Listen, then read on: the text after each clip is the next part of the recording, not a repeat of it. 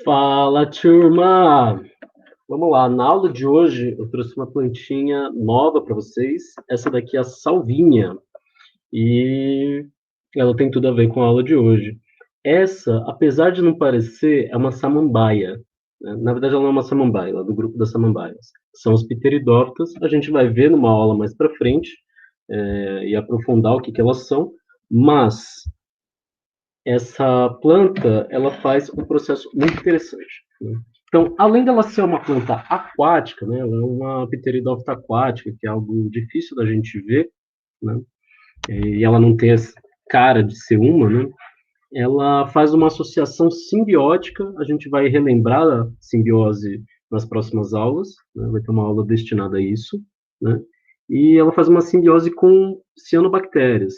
Essas cianobactérias, elas são as famosas algas azuis, tá? E o que ela ganha nessa associação? As cianobactérias, elas são capazes de fixar o nitrogênio que está no ar, né, e liberar para que essa planta absorva. Então, é uma associação muito legal, e a gente já vai explicar por quê. Então, hoje a gente vai trabalhar ciclo do nitrogênio e ciclo do carbono. Começando pelo ciclo do nitrogênio, a gente precisa estabelecer algumas coisas. Então, nós temos a proporção dos gases na atmosfera. Então, o nitrogênio, ele ocupa a maior porção dos gases presentes na atmosfera. Então, são aí 78%. Em segundo lugar, vem o oxigênio, com 21%, e todos os outros gases, eles vão ocupar uma porcentagem muito baixa, né? Aí de 1% dividido entre milhares de gases, gás carbônico, neônio, ozônio, hélio, oxigênio, H2, oxigênio não, H2O, que é água, e por aí vai, tá bom? Então, eu já falei, então, que o maior reservatório de nitrogênio é o ar, né? E aí, tal, o nitrogênio ele é um gás inerte, ele não reage com as coisas, né? Então, ele tá lá de boa na dele, e como é que faz ele para ele entrar no ciclo, né, sair dessa vida de conforto. Então, nós temos dois principais meios. Um deles é a fixação abiótica, né? Então, o nitrogênio é muito difícil de ser quebrado. Ele tem três ligações, vocês vão ver isso melhor em química, mas ele tem três ligações e demanda muita energia para quebrar essas três ligações e formar uma nova substância a partir dele, tá? Então, quem vai ter energia para quebrar essa ligação? Vai ser os raios, né? Então, essas descargas elétricas, quando ocorrem chuvas, esses trovões, elas são capazes de pegar esse nitrogênio que está no ar e quebrar ele com a grande energia que elas irrompem naquele momento. Tá? Então, essa é a forma de fixação biótica, é, é a natural, entre aspas, que acontece. Existe a fixação biótica, né? A fixação biótica, ela já é mais específica, tá? Como eu já disse, o nitrogênio se gasta muita energia para quebrar ele, tá? E são poucos os seres vivos capazes de fazer isso. Então, entre eles estão as cianobactérias, que eu já comentei, tá? E as bactérias fixadoras. A gente vai sempre dar um enfoque maior para as bactérias fixadoras, mas lembrem que existem as cianobactérias, tá? Então, elas estão aqui, ó, elas pegam esse nitrogênio que está no ar e transformam ele num nitrogênio que pode entrar no ciclo agora, né? Então, algum formato de amônia aqui, tá? Então, elas são as fixadoras, elas fixam o nitrogênio gasoso em um nitrogênio que pode ser utilizado por outros seres vivos. Aí, em seguida, nós temos dois processos importantes, que são feitos pelas bactérias nitrificantes e as desnitrificantes. Vamos começar pelas nitrificantes. As nitrificantes são essas aqui, ó, que pegam esse NH3 e adicionam oxigênios. Então, depois desse NH3, dessa amônia, você tem NO2 e NO3, tá? Aumentou o número de oxigênios, tá bom? E as plantas, elas são capazes, sim, de absorver essa amônia, NH3, NH4, NO2, NO3, mas elas têm preferências por esses dois compostos aqui, tá? O NO3 e o NO2, tá? Porque eles são mais prontos para o uso delas, então elas têm essa preferência. Vocês vão ver melhor o que é essa preferência quando vocês virem membrana celular na outra frente, tá? Então, isso aqui é mais interessante para elas, então elas usam mais essa forma de nitrogênio, tá? Esse nitrato, né? E depois, né? Então tem a nitrificação, que é transformar esse nitrogênio pobre em oxigênio, um nitrogênio rico em oxigênio, existem as bactérias que fazem o processo contrário, né? Elas pegam esse oxigênio e tiram ele. E quando elas tiram esse oxigênio, elas juntam, né? Então elas estão ganhando energia com esse processo, tá? Mas elas juntam esse nitrogênio e liberam como gás de novo. E aí, se não fossem as bactérias fixadoras, fechava o ciclo, né? Então, são essas bactérias que tiram o nitrogênio do ciclo orgânico, tá? Esse nitrogênio, quando ele é absorvido pelas plantas, né, ele só vai se tornar disponível de novo depois que essa planta morre, né? Aí as folhas caem, entram no processo de decomposição, ou quando algum animal se alimenta dela. Quando ele se alimenta dela, existem dois caminhos. Ou ele não consegue absorver todo o nitrogênio e libera nas fezes, e aí das fezes ele já fica disponível de novo para entrar no processo aqui, ou ele vai ter que morrer para liberar de novo esse nitrogênio, tá? Então, um suco bem tranquilo, bem simples, é nutrição, mas o nitrogênio ele tem essas especificidades, né? Ele precisa das bactérias fixadoras e existem as bactérias desnitrificantes que quebram esse ciclo, né? Eles tiram da parte orgânica. E as nitrificantes são essenciais para o bom uso do nitrogênio pelas plantas, tá? Eu já mencionei, então, a nitrificação é quando você adiciona oxigênio e transforma amônio em nitrato, e a desnitrificação é o contrário, não o contrário, você pega esse nitrogênio, esse nitrato, e tira os oxigênios, liberando o nitrogênio na forma gasosa, N2. Tá? Aí, esse processo de pegar o nitrogênio gasoso e transformar num nitrogênio disponível para os seres vivos é chamado de biofixação. Né? Tá aqui, ó, biofixação. E ele é feito pelas bactérias nitrificantes, que a gente já falou, que estão associadas com leguminosas. Então, são as plantas da família do feijão. Que mais? Né? Então, tem os feijões aqui, ó. Então, todas as plantas que têm esses frutinhos, essas sementinhas que parecem feijões, são leguminosas. Então, tem o feijão, tem o grão de bico aqui, tem a lentilha, a soja, né, feijão branco aqui, a fava, né? São todas as plantas que vêm de frutinhos assim, que são vagens, tá? A gente vai aprofundar mais para frente, a gente vai ver que vagem é fruto, mas vagem é sempre esse fruto alongado aqui, né, que tem umas sementinhas todas enfileiradas, né? Você nunca tem mais de uma fileira, são todas enfileiradas e elas têm geralmente esse umbiguinho aqui, como se fosse um umbigo da semente, tá? Bem nítido, né? E eu acho que já está bom para essa vez, né? Geralmente essa vagem seca e ela abre, né? Geralmente liberando duas partes. Vocês já devem ter visto algumas vezes por aí, né? Tem bastante árvores que são assim, tá? E as bactérias nitrificantes, elas ficam nas raízes. Então, eu trouxe aqui, né? Geralmente elas são do gênero Rhizobium, tá? E elas se associam com as raízes e formam esses nódulos, como se fossem pequenos tumores nas raízes, tá? Às vezes são tumores de alguns vermes, tá? A gente vai ver quando a gente estiver vendo o reino animal, mas no caso aqui são o Rhizobium. É relativamente fácil de observar. Quando você corta, se tiver vermelho, é Rhizobium, porque tem ferro ali que impede que entre o oxigênio. Porque o oxigênio, ele atrapalha a síntese, né? Essa fixação do nitrogênio, tá? Então, elas só conseguem fazer esse processo em ambiente anóxico, sem oxigênio. Então, tá aí um dos motivos de ser tão interessante essa associação. Então, essas bactérias, elas recebem os nutrientes da planta, a proteção da planta contra predadores, e ainda por cima elas recebem um ambiente propício para fazer a biofixação, que é um ambiente anóxico, que é protegido aí por essa substância, né, que contém ferro, que absorve, então, o oxigênio e impede que ele atrapalhe o processo de biofixação, tá? Então, é essa relação aqui, tá? E existem as cianobactérias. Então, as cianobactérias são bactérias, tá? Chamadas também de algas azuis, e elas têm uma parte delas que é especializada, que é essa aqui, ó, né, amarelinha, em fazer a fixação de nitrogênio. Então, elas são relativamente bem independentes, tá?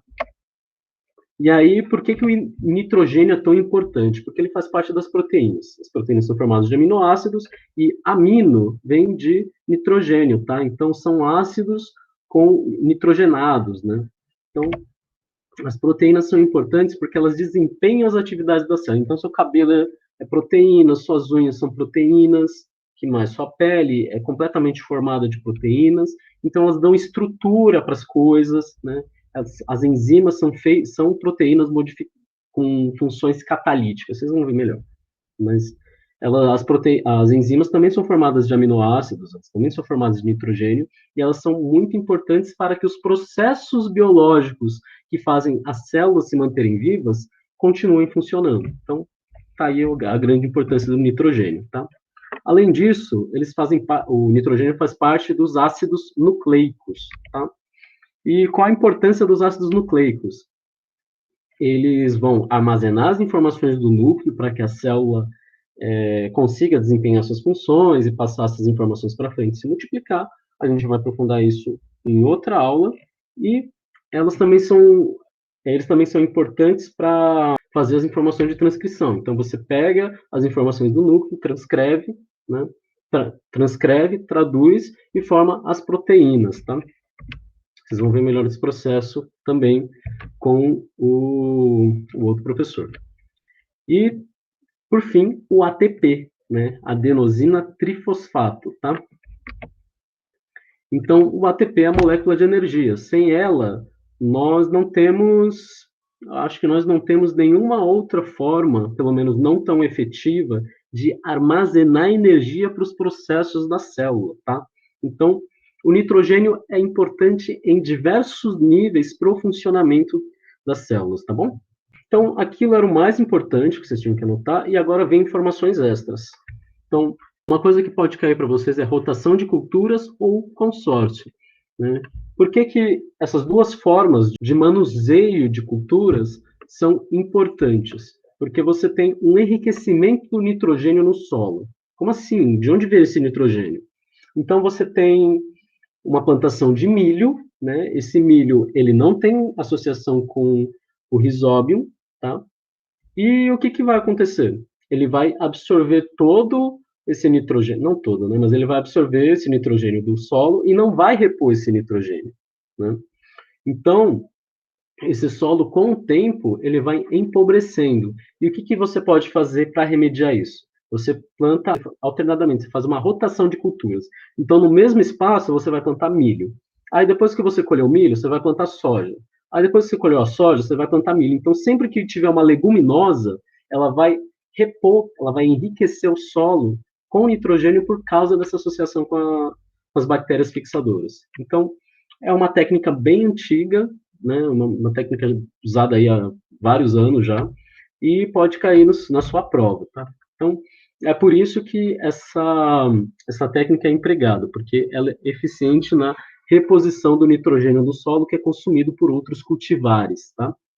E o consórcio, ele é um pouco diferente. Então, na rotação, você tem o mesmo espaço e você troca as culturas. No consórcio, você tem fileira de milho, fileira de soja. Fileira de milho, fileira de soja. Então você está cultivando tudo ao mesmo tempo, só que tudo muito próximo, de forma que você tem ali a soja, né, enfim, a leguminosa produzindo nitrogênio, né, para as plantas próximas, elas estão ativamente, né, elas estão concomitantemente, ao mesmo tempo, absorvendo esse nitrogênio extra que é produzido ali no solo, tá? Então, essa informação é legal. E agora um pouco mais de curiosidade, tá? Então, vocês já devem ter visto que as pessoas usam aqueles cilindros de mergulho, tá? E a gente viu, o gás que a gente respira, né, o ar, é 78% nitrogênio, né? E isso é importante para a gente, porque é um gás inerte, ele não reage, e para a gente não tem problema. Só que quando você mergulha, aí ele vira um problema. Por quê? Excesso de gás nitrogênio pode causar o que é chamado de embriaguez por nitrogênio. Tá? Então, aumenta a pressão do gás, mais gás entra no seu sistema circulatório, e isso causa um enriquecimento, né? Você tem muito mais gás do que você deveria ter dissolvido no sangue. E isso pode ter seus efeitos aí de embriaguez por N2. Né? Então, por isso, né, apesar de ser um gás inerte, de não reagir, utiliza-se o hélio no lugar dele, né? Além de ser um gás mais leve, então ajuda na flutuabilidade e tudo mais. Tá? Então é só para vocês anotarem também que o mergulho não é uma coisa tão simples, vou botar um cilindro nas costas e vou mergulhar. Não é bem assim, né, você tem que ter muito treinamento, você tem que saber medir as proporções de gases que você tem que respirar, né, então algo um pouco complicado, tá? E em seguida tem a doença da descompressão. Então vocês vão ver melhor em químico-física, mas à medida que você vai afundando, a pressão vai aumentando, né? Você tem mais água em cima de você, então isso causa uma pressão maior sobre você, nos seus arredores. Essa pressão, ela faz com que os gases que estão no seu pulmão, eles entrem, eles tenham mais pressão também, e entrem mais no seu sangue, né? É o que eu já estava comentando antes. Quando eles entram, eles estão dissolvidos, beleza, sob uma certa pressão. Se você subir rápido, esse gás ele vai liberar muito rápido. E quando ele libera muito rápido, ele forma pequenas bolhas. É como se ele efervescesse. Imagina você abrindo uma garrafa de refrigerante. É o que acontece. Você tem o refrigerante está ali sob pressão, né? O gás carbônico está preso dentro do líquido. E aí, quando você abre, você liberou essa pressão. Quando você libera essa pressão, esse gás diminui a pressão que está sobre o gás. Esse gás ele escapa, né? Você começa a formar várias bolhas. Então, imagina isso acontecendo no seu sangue, né? Então, é, lógico, existem graus de, de como isso acontece, tá? Mas se for muito rápido, você vai poder formar bolhas, e essas bolhas elas podem te causar embolismos, né? Você pode ter acidente vascular cerebral, né? O AVC, e em último caso você pode até ter morte, né? Então a gente vai ver um pouco mais como é que funciona essa coisa de pressão quando a gente estiver olhando o sistema vascular, tá? Mas só para vocês conhecerem um pouco mais esse fenômeno, já caiu em vestibulares e pode ser que possa aparecer de novo, tá? Agora a gente tem um ciclo do oxigênio. O ciclo do oxigênio é muito louco, porque, primeiro de tudo, né, se a gente for olhar lá no começo da Terra, não tinha oxigênio. Tá? Quer dizer, tinha oxigênio, mas ele não estava livre no ar a 21%. Né? Então, o que acontece? Existem alguns processos que são importantes aqui. O primeiro deles é a de liberação. Então, o oxigênio ele tem uma origem, que é da fotossíntese. Então, a planta vai lá, pega gás carbônico e água e produz só a glicose e libera o oxigênio. Esse oxigênio vem da água, vocês vão ver melhor de onde vem cada parte no processo de respiração e de fotossíntese que vocês vão ver com outro professor, mas anota isso por enquanto, tá? Então, o oxigênio, ele é produzido, ele é gerado a partir da fotossíntese, aí por plantas, cianobactérias, algas, enfim, né? Então, por diversas vias da fotossíntese, esse oxigênio vai para a atmosfera. Quando esse oxigênio vai para a atmosfera, ele pode desaparecer de N formas. Uma delas é ele formar ozônio. Tá? Então, a partir dos raios ultravioleta, esse oxigênio que está na atmosfera, ele recebe energia, quebra e junta com outra molécula de oxigênio, na verdade, com outras duas moléculas, e forma duas moléculas de ozônio. E eu já vou comentar que o ozônio é muito importante para a gente. Tá? E aí, a outra forma dele sumir é através dos consumos. Então, você tem o mais comum, que é a respiração, é esse ciclo comum aqui. Então, as plantas liberam oxigênio, né, e a planta absorve gás carbônico e água, libera oxigênio. Os animais, eles pegam oxigênio com glicose e liberam gás carbônico e água. Né? Existe um ciclo aí já da respiração e da fotossíntese. Mas existem outras formas também. Então, existe a combustão, né? Então, quando a gente analisa os novos processos que nós temos, né? Sempre que você faz fogo, né? Ou alguma outra coisa que dependa dessa liberação de energia associada com oxigênio, com o consumo de oxigênio, você libera, então, a mesma coisa, né? Ele é similar à respiração no sentido de que você absorve o oxigênio e libera gás carbônico e água, tá? Lógico que você tem que ter um componente, você tem que ter um combustível, na verdade. Né? Então, provavelmente algum derivado da glicose. Tá? E, por fim, você tem a oxidação. Então, o oxigênio ele é extremamente reativo. Tá? Então, qualquer superfície que ele consegue reagir, ele reage. Então, ele causa ferrugem no metal. Né? A gente também, se a gente se a gente respirar muito oxigênio, né, em altas quantidades, a gente também não consegue lidar com a pressão existente, a intoxicação por oxigênio. Então, geralmente eu dou isso quando eu dou fotossíntese, quando eu dou plantas, mas eu já vou adiantar um pouco para vocês. Então, uma das formas, né? Então, quando as primeiras cianobactérias começaram a liberar oxigênio na atmosfera, os primeiros mecanismos para lidar com o oxigênio, eles não eram respiração, eles eram mecanismos para lidar com o oxigênio. Tá? Então, eram formas das bactérias não morrerem com o oxigênio. E aí, com o tempo, né, e a evolução, surgiu um mecanismo que era capaz de não só se proteger contra o oxigênio, mas aproveitar esse oxigênio para produzir mais energia, né? Porque antes você tinha apenas o processo de fermentação. E aí, a partir desse momento que o oxigênio vira uma substância muito presente e causa muita pressão seletiva, surge então a respiração, né? Derivada de um mecanismo para lidar com esse excesso de oxigênio, surge a respiração que agora consegue usar esse oxigênio para se obter mais energia do material que está sendo respirado ali, tá bom? Então, não sei se ficou muito confuso, mas é uma historinha legal que eu sempre gosto de contar, e pode ser que eu tenha deixado vocês mais confusos. Enfim. Então, esse oxigênio, ele tem formas de desaparecer, que é oxidando coisas. Então, oxida o metal, oxida papel, oxida pedra, enfim, qualquer coisa que ele conseguir reagir, ele vai oxidar, vai se misturar com aquela substância e vai desaparecer até que seja feito um processo para liberar ele, tá? Processos esses que vocês vão ver mais em química, tá?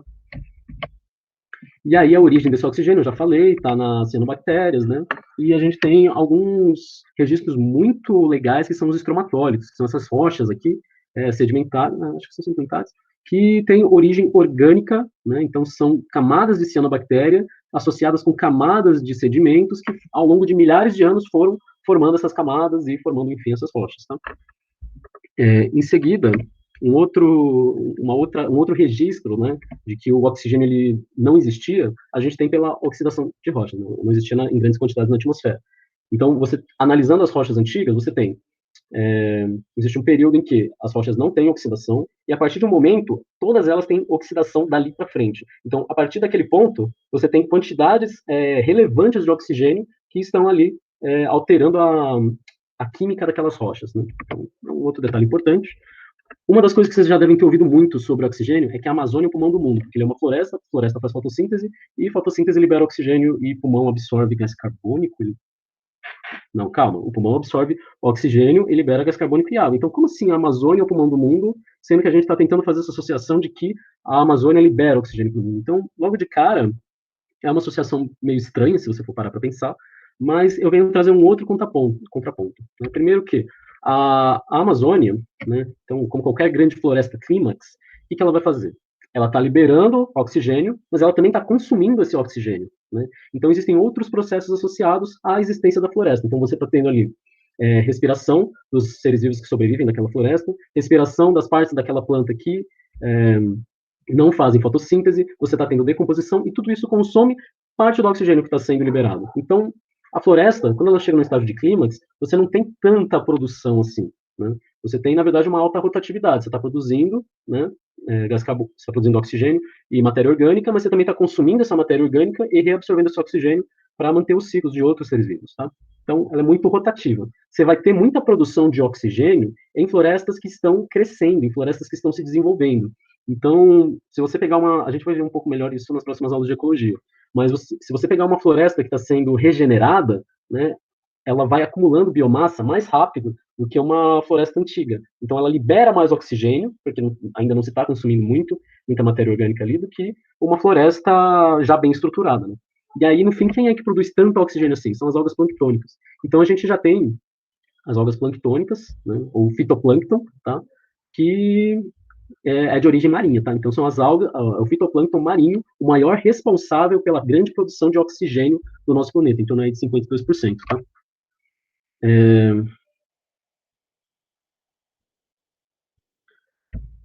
Então, desse oxigênio, eu falei que existe o ozônio, né? E aí, como é que surge esse ozônio? Então, você tem os raios ultravioleta aqui, ó, e eles quebram o oxigênio, libera, né, um átomo aqui, outro átomo aqui, ele reage com outra molécula de oxigênio e forma esses três átomos de oxigênio que nós chamamos de ozônio. Né? Então, 3 moléculas de oxigênio viram 2 moléculas de ozônio. Tá?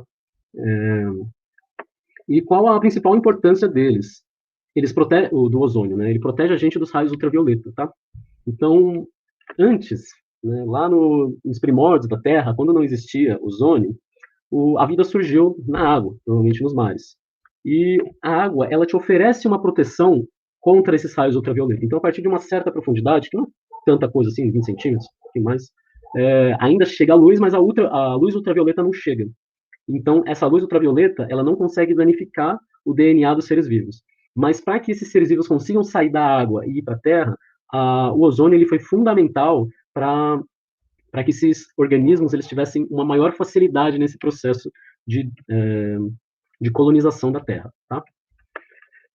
Além disso, o ozônio não é uma coisinha boba, tá? O ozônio, quando ele está em altitudes baixas, tipo a nossa aqui, ele pode causar irritações. Então, como eu já falei, o oxigênio é reativo, mas o ozônio é mais reativo ainda. Então, o ozônio, ele vai entrar no seu olho, no seu pulmão, na sua pele, e ele vai corroer, né? É como se fosse água oxigenada, como se fosse um ácido, ele é reativo, ele oxida e pode aí causar danos que você não vai gostar. Né? Então, provavelmente, O mais básico são irritações, tipo irritação no olho, irritação na respiração, né, bronquites, essas coisas, e os casos mais graves podem ser complicações mais graves desses mesmos sintomas, né? Então, grandes irritações e, em último caso, morte, mas morte e grandes irritações apenas em grandes quantidades, tá?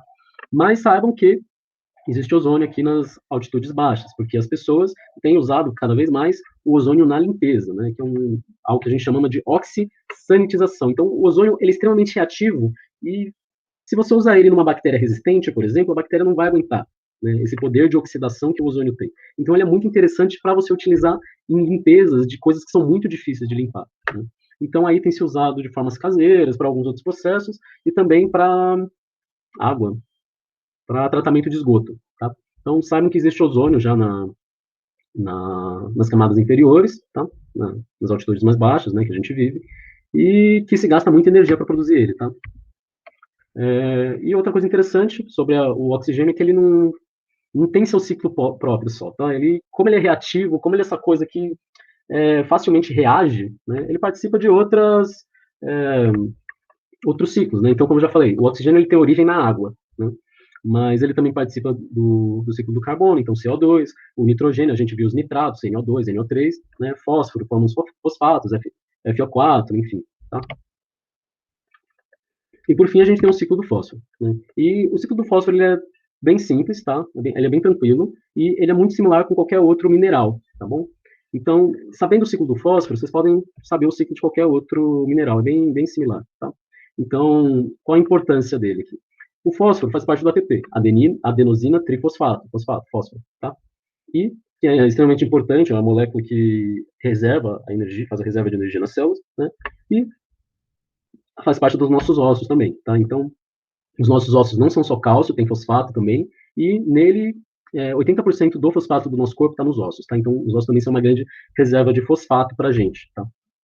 E vamos lá no ciclo do fósforo. Então, de onde vem o fósforo? Ele vem da erosão das rochas. Então, ele surge da erosão das rochas e, a partir disso, ele se torna disponível para que os seres vivos, né, absorvam, principalmente as plantas. Tá? Então, através dessa erosão, ele fica na terra, né? Ele fica ali na terra e vai ser absorvido aí pelas plantas, tá? Então, ele está aqui no solo, absorvido pelas plantas, se transforma numa substância que é assimilável por outros organismos, pelos animais, e esses animais, quando morrem, quando fazem dejetos, eles liberam esse fosfato, esses restos mortais, que são decompostos, né, liberando aí fosfato para o solo, e segue o ciclo, né? Lembrando que é a água que está levando esse fosfato para o solo, tá? E o que pode acontecer? Esse fosfato pode ser levado até os oceanos através do ciclo lento. Se lembra que tinham as águas subterrâneas e elas iam lentamente carregando esses nutrientes até as camadas mais baixas, tá? As altitudes mais baixas. Tá? Acho que é essencialmente isso. Então, geralmente você tem um ciclo de nutrientes aqui que podem ser lixiviados para regiões mais baixas. Né? E a gente faz um processo meio chato, que é fazer o adubo químico, né? Tudo é química, mas a gente pegou essa mania de tudo que não é de origem orgânica, que não é ecológico, é químico. Né? Enfim, tudo é químico. Mas enfim, a gente pega esse adubo e a gente pega esse fósforo de rochas, né, moe, faz todo o processo lá e usa nas plantações para suplementar, né, para dar mais nutrientes para que essas plantas se desenvolvam na sua melhor capacidade. Né? E às vezes esses nutrientes, né, na verdade, geralmente esses nutrientes eles são varridos pela chuva, tá? Então eles escoem para os rios, causam aqueles problemas que a gente já falou de eutrofização e vão parar no oceano. No oceano, nos lagos, nos rios, você tem o mesmo processo que ocorre na Terra, né? Então você tem as plantas, né, ou cianobactérias, algas, que pegam esse fosfato, transformam ele numa coisa que é capaz de ser absorvida pelos organismos, né, ser utilizada. Os animais se alimentam aqui, né, eventualmente eles morrem, liberam esses fosfatos, são decompostos. Os fosfatos eles ficam em formato que é disponível para os fotossintetizantes e fecha um outro ciclo aqui. Então, existe o ciclo da terra, o ciclo da água, e esses fosfatos ainda podem se sedimentar. Quando eles se sedimentam, né, eles ficam lá no fundo do oceano, pode demorar milhares de anos para que eles fechem um ciclo, porque esse sedimento vai virar uma rocha sedimentar que vai demorar esperar um acidente geológico pegar ela e levantar ela lá para altitudes grandes para ser erodida e liberar esse fosfato de novo, ou então que através do ciclo geológico essa rocha sedimentar seja derretida de novo pelo magma e espere ter uma liberação vulcânica para que essa lava, né, ela escorra e depois da erosão começa a liberar o fosfato, né? Então, enquanto ele está presente na natureza, ele tem um ciclo relativamente rápido. Mas quando a gente pensa no ciclo de reposição dele, né, então se a gente perder ele daqui, o ciclo de reposição dele é muito demorado, tá? Então, essa foi a nossa aula de hoje. Eu acho que eu demorei um pouquinho mais do que eu precisava. Eu espero que o Henrique dê uma cortada nas coisas, porque às vezes eu dou uma travada, eu falo meio devagar, e eu não me importo que vocês assistam em uma velocidade um pouquinho mais alta, porque eu realmente falo muito devagar, tá bom? Então, abraço, gente, bons estudos, e a gente se vê na próxima semana.